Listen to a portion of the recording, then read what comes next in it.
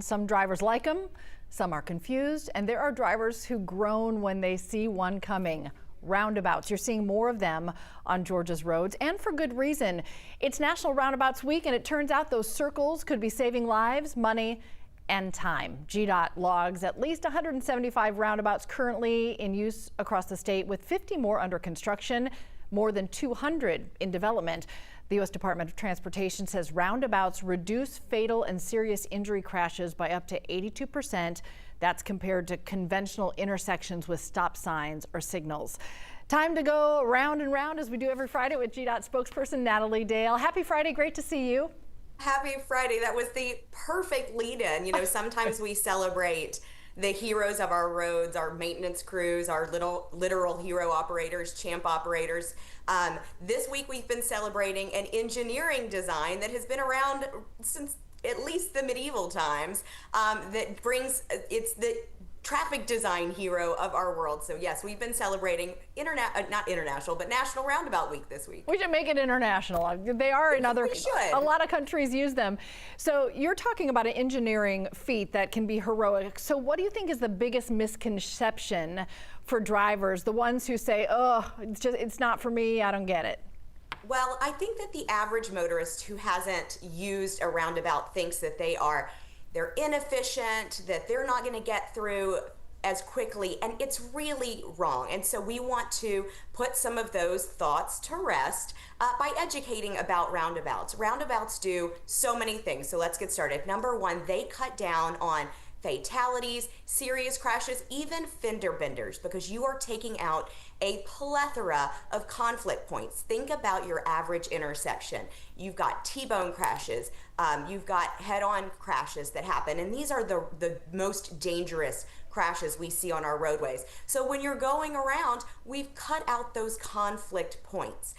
Roundabouts are also good for pedestrians. You can get some great pedestrian accommodations through roundabouts. They're good for the environment. When you don't have a stack of cars sitting at a red light waiting to get through, because in a roundabout there's kind of continual movement, you don't have idling cars as much as you would have at a standard intersection. So good for the environment, good for safety, good for pedestrians, keeps you moving through. So I'm a big proponent of roundabouts. I love that phrase you're using about conflict points. I think any driver in Metro Atlanta wants to reduce conflict points in all kinds of different ways, but change is hard. This is a terrible pun, I don't mean it like this, but the learning curve is maybe some of the issue here. What do you hear from folks where roundabouts were installed, you know, just taking a little time to maybe warm up to them? Well, again, apprehension becomes excitement after they begin to use it. The crashes go down. We actually just won an award recently at the Southeast Transportation Conference, where we won an award for our I-20 at Maynard Terrace. We put in a roundabout there. There's a school there. There's businesses. There's residential. There was a lot of pedestrian movements. So we looked to see how we could reduce crashes. Put in an amazing roundabout there that has reduced crashes. Pedestrians are able to get where they're going. So they're not just great they're award winning. You know, there's one right by your station. There is. That carries great traffic through that used to back up at that intersection all the time. So we find that once people get comfortable, get to use them, that they're really excited about it. It's just, like you said, the learning curve. I like to think of National Lampoon's European Vacation, where he's going around, Big Ben Parliament, Big Ben Parliament. If you don't know how to get out of one, it can be frustrating. But once you learn how to use it properly, you really do see the benefits. Okay, walk us all through it. But I have to, in full transparency, I have a 15-year-old who's learning, and we have very funny conversations about this.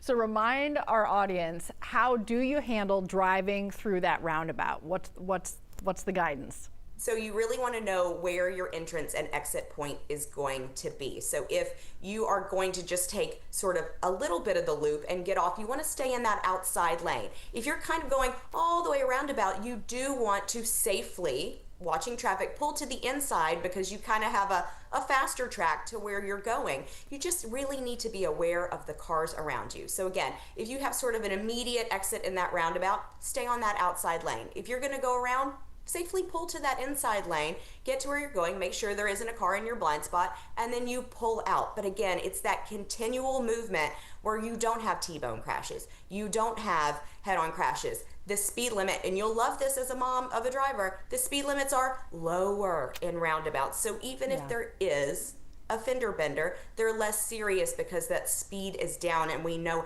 how dangerous speeds on our roads can be in these crash situations. Yeah, no doubt. You're speaking to my heart there. The slower the better, especially for our younger drivers. Natalie Dale. Absolutely. Always appreciate the time. Have a great weekend.